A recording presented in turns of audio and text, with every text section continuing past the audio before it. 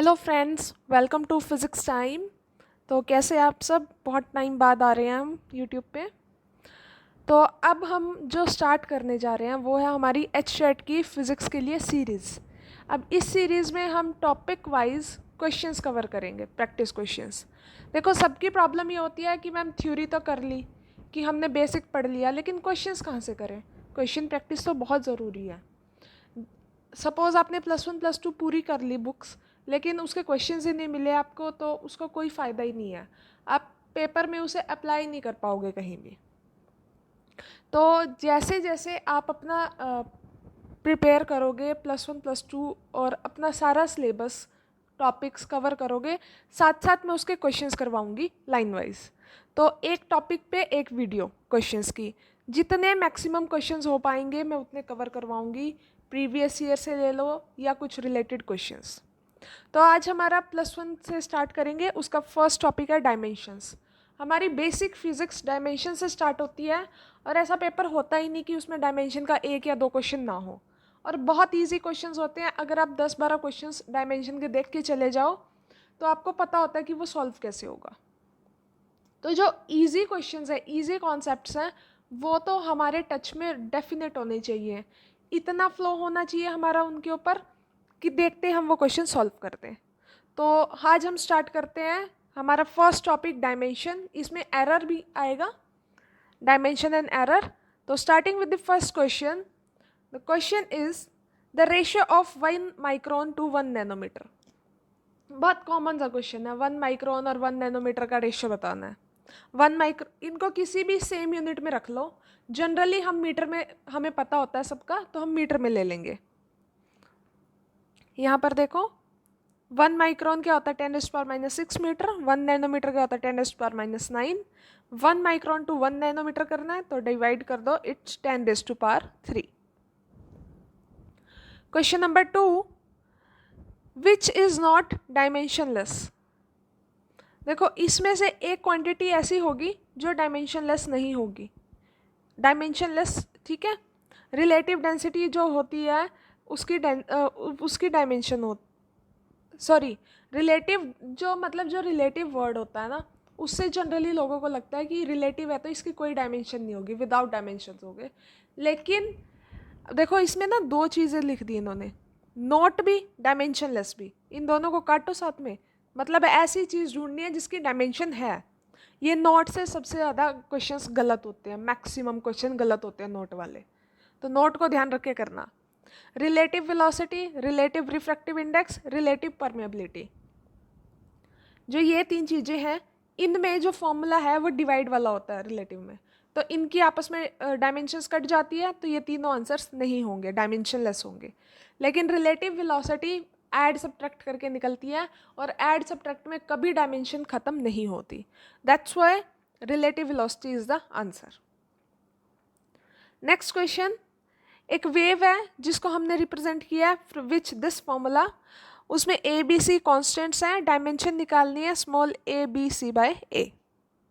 सबसे पहले तो हमें फॉर्मूला को रिलेट करना ही आना चाहिए। देखिए, यहाँ पर फॉर्मूला है दिस जो हमें दिया है, और एक्चुअल में फॉर्मूला क्या होता है हमारा? हमारा फॉर्मूला होता है ये वेव का, यानी a is omega, b is k and c is phi. तीनों की जगह ये फॉर्मूले के डायमेंशन निकालने हैं, इसकी जगह ये पुट कर दो। a क्या होता है? इट्स द एम्पलीट्यूड, इसका क्या आएगा? मीटर। k क्या होता है? इसका क्या आएगा? Metre inverse. k क्या होता है? वेव नंबर होता है, इसका मीटर इनवर्स आता है।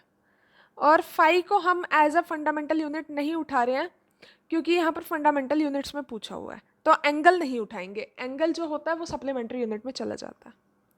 और ओमेगा की क्या आएगी? Second inverse. Omega is the angular velocity या एंगुलर फ्रिक्वेंसी, जो आप कह देते हो एंगुलर, विच इज़ 1/t, यानी इसका क्या आएगा? Second inverse.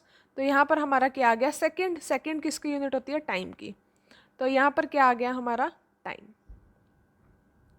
Next question number 4, इसमें बोला है कि एक स्टूडेंट है जिसके पास एक स्क्रू गेज है जिसका लीस्ट काउंट है 0.001 सेंटीमीटर।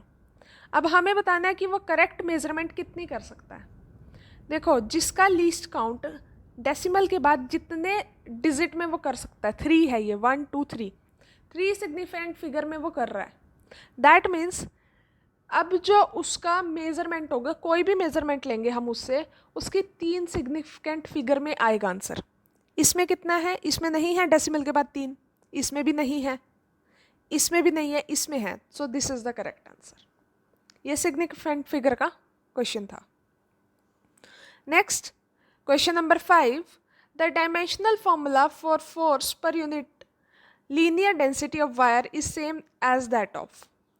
अब इनमें से किसका फॉर्मूला सेम बैठेगा? ऊपर जिसका मेंशन किया, फोर्स बाय लीनियर डेंसिटी। हमें फोर्स का पता है क्या होता है 10, लीनियर डेंसिटी क्या होता है? Mass by length. देखो डेंसिटी जब भी निकालनी है, जो मर्जी डेंसिटी हो, मास बाय समथिंग होएगी। लीनियर है तो mass by length, normal density है तो मास बाय वॉल्यूम, कोई भी डेंसिटी है तो मास बाय समथिंग होएगी। ये आ गया, इन दोनों को किया तो हमारे पास ये आया। अब देखो, पहले हमारे पास 4 ऑप्शन है, ये चारों के डायमेंशंस देख लो आप क्या क्या हैं। वेलोसिटी से मैच नहीं कर रहा, लोगों को लगेगा कि एक्सेलरेशन से आप लोगों को, लेकिन एक्सेलरेशन कैसे होगा? L2 है, L1 होता है एक्सेलरेशन में, तो ये भी आंसर नहीं हुआ। स्पेसिफिक हीट भी नहीं होगा क्योंकि इसमें टेम्परेचर ऐड होता है, तो it's a latent heat. Latent heat का फॉर्मूला है ये। और मतलब आपको कभी ये ना पता हो ना कि सही आंसर क्या है, गलत एलिमिनेट कर दिया करो, अपने आप सही बच जाएगा। Next, the velocity of light is c, acceleration due to gravity and atmospheric pressure. 3 चीज़ें दी हैं हमें, उन्हें फंडामेंटल यूनिट की तरह चूज करके लेंथ की यूनिट निकालो। ये वाला क्वेश्चन अक्सर आ जाता है, मतलब इसी टाइप का क्वेश्चन अक्सर पेपर में दिख जाता है कि 3 आपको अलग फंडामेंटल यूनिट्स दे देंगे और जो फंडामेंटल यूनिट है उसको निकालना होगा। अब यहाँ लेंथ को निकालना है, तीनों की यूनिट्स लिख लो क्या है। c is velocity of light, तो इसकी क्या आ गई? L1 T-1। p is pressure, atmospheric pressure, और स्मॉल g वो क्या? एक्सेलरेशन। तीनों की हमें पता है, तीनों की लिख ली। तो अब हमें यहाँ से क्या निकालना है? L। ठीक है, L कैसे निकल सकता है? इन तीनों में से किसी तरह से L निकालो। अब देखो, या तो आपके पास 2 तरीके हैं, या तो इन फॉर्मूलाज में पुट करके देख लो सीधे डायमेंशन, ठीक है, या फिर अब देखो यहाँ पर 2 का मिक्सचर है, कभी 3 वाला फॉर्मूला है ही नहीं तीनों का, तो 2 का सेपरेट करके देख लो। यहाँ पर आपका फॉर्मूला बन जाएगा ये c²/g। ये अब आपके माइंड के ऊपर डिपेंड करता है कि आप क्वेश्चन को कैलकुलेशन कैसे करते हो। आपके कैलकुलेशंस पे डिपेंड करेगा अब कि कितना जल्दी आप क्वेश्चन को पकड़ सकते हो। इसकी कोई ट्रिक नहीं होती है कैलकुलेशन की। लोग बोलते हैं कि कैलकुलेशन की ट्रिक होती है, लेकिन फिजिक्स में ऐसी कोई ट्रिक नहीं होती है कि कैलकुलेशन, वो आपके माइंड होता है कितना फास्ट वो कैच कर लेता है कैलकुलेशन। क्वेश्चन नंबर 7, इसमें से बताना है कौन सा डायमेंशनल कांस्टेंट है। ऐसा कांस्टेंट जिसकी डायमेंशन भी हो। रिफ्रैक्टिव इंडेक्स, इसकी डायमेंशंस नहीं होती। डाइलेक्ट्रिक कांस्टेंट, इसकी भी डायमेंशंस नहीं होती। रिलेटिव डेंसिटी, इसकी भी डायमेंशन नहीं होती। ग्रेविटेशनल कांस्टेंट, इसकी डायमेंशंस होती हैं, इसकी यूनिट होती है। डायमेंशन मतलब यूनिट होती है।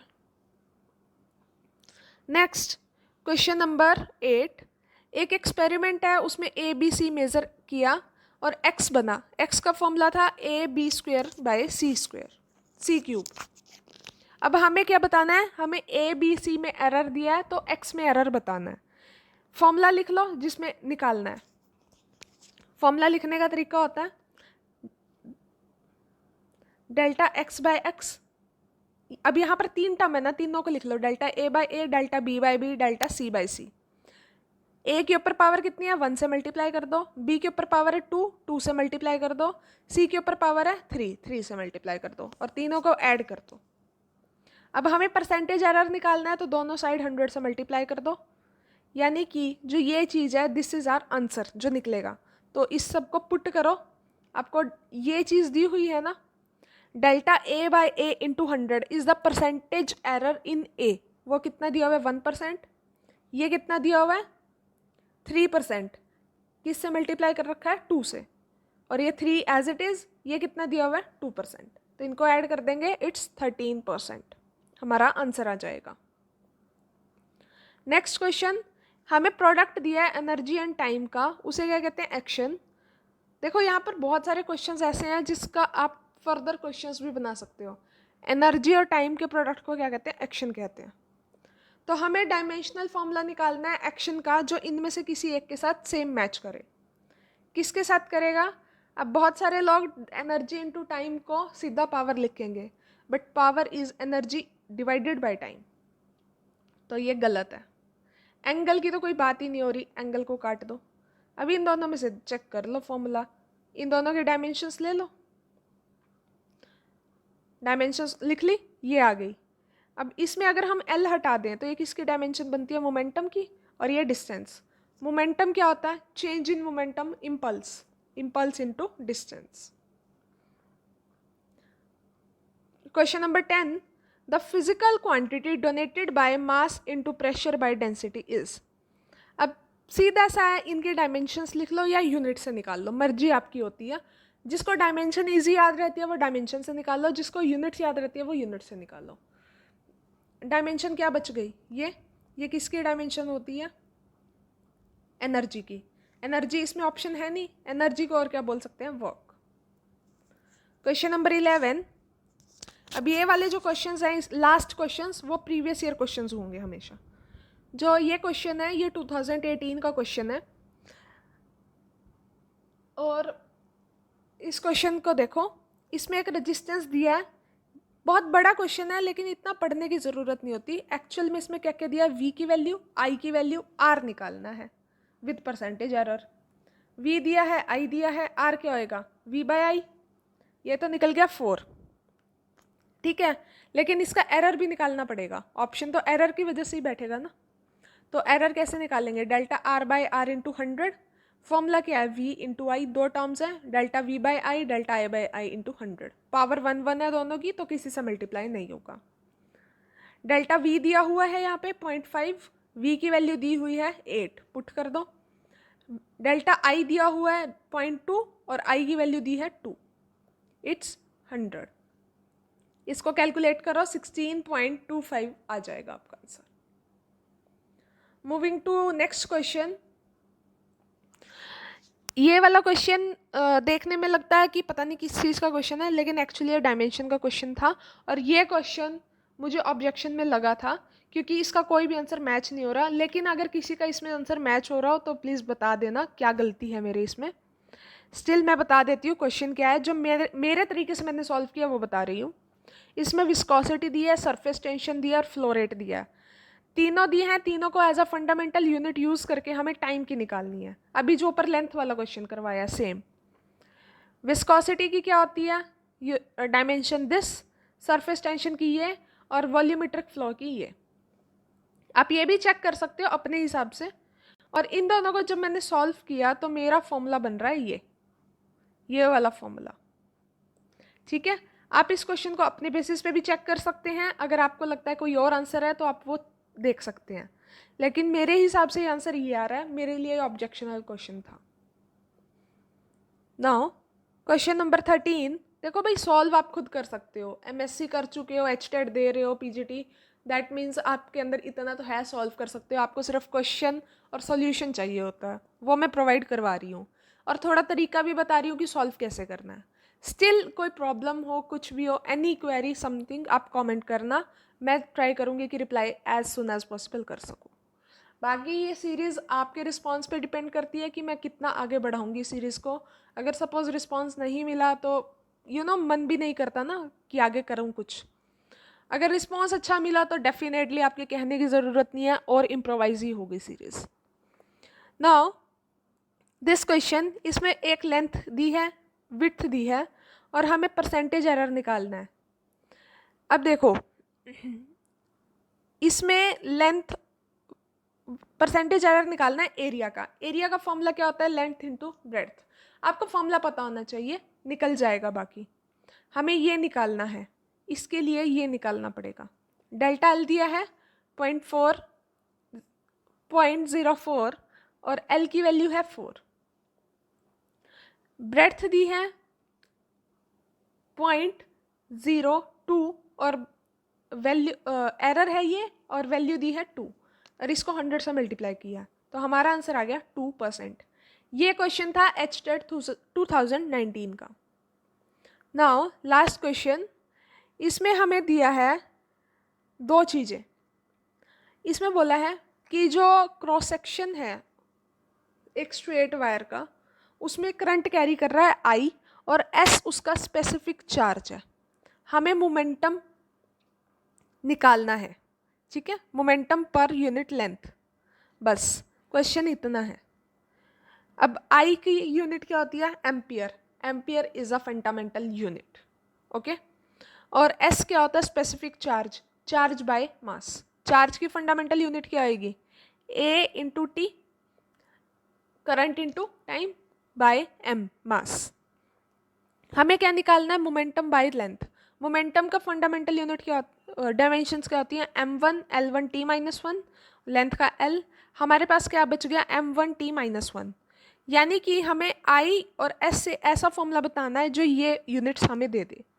ये यूनिट्स कब आएंगी? जब A और A आपस में कैंसिल होंगे, एम्पियर एम्पियर। इनको कैंसिल कैसे करेंगे? I बाय S कर दो, ये कैंसिल हो गए, m by t minus one. तो इसका फॉर्मूला क्या हो गया? I by S। तो यहाँ तक थे हमारे question of dimension, error and significant figures. इसके अलावा भी बहुत सारे क्वेश्चंस बनते हैं, लेकिन इस टाइप से अलग क्वेश्चंस कम मिलेंगे। इसमें मैंने maximum type of questions cover करने की कोशिश की है। इसके बाद हमारा जो नेक्स्ट टॉपिक होगा दैट इज़ वेक्टर। लेकिन इससे पहले मैं आपके लिए एक वीडियो बनाऊंगी विद इन फ्यू डेज कि how to start preparation for HTET and which topic has to be covered. वही टॉपिक्स होंगे जिनके लिए मैं क्वेश्चंस करवाऊंगी मेरी सीरीज़ में। अप्रॉक्सीमेट 25 होंगी वीडियोस जिनके मैं क्वेश्चंस करवाऊंगी इस सीरीज़ की, और वही 25 टॉपिक्स आपको कवर करने हैं। दैट 25 टॉपिक डजंट मीन कि प्रॉपर टॉपिक, वो टॉपिक आपकी पूरी यूनिट भी हो सकती है। लेकिन मतलब आपको ना HTET के लिए स्पेसिफिक पूरा सिलेबस कवर नहीं करना होता। आपको चीज़ों की बेसिक नॉलेज होनी चाहिए और उसमें से पता होना चाहिए कि कौन सा टॉपिक इंपॉर्टेंट है, जहाँ से हमें कौन सा डिटेल में पढ़ना है, किसका सिर्फ कंक्लूजन पढ़ना है। तो अगर आपको ये चीज़ें थोड़ी सी क्लैरिफाई हो जाएंगी तो आपको ईजी हो जाएगा HTET में के लिए प्रिपेयर करना। बाकी आई एडवाइज कि +1 +2 से स्टार्ट करो, क्योंकि उसके बिना आपका कोई क्वेश्चन नहीं सॉल्व होने वाला। So thank you, stay in touch and please do subscribe and share my channel as far as possible and please response करना इस वीडियो पे। ये सीरीज़ आपको जैसा रिस्पॉन्स दोगे उस अकॉर्डिंग आपकी ये सीरीज़ कंटिन्यू कर दी जाएगी। और कोई भी क्वेरी हो, कुछ भी हो, please do comment section use, please use the comment section. Thank you.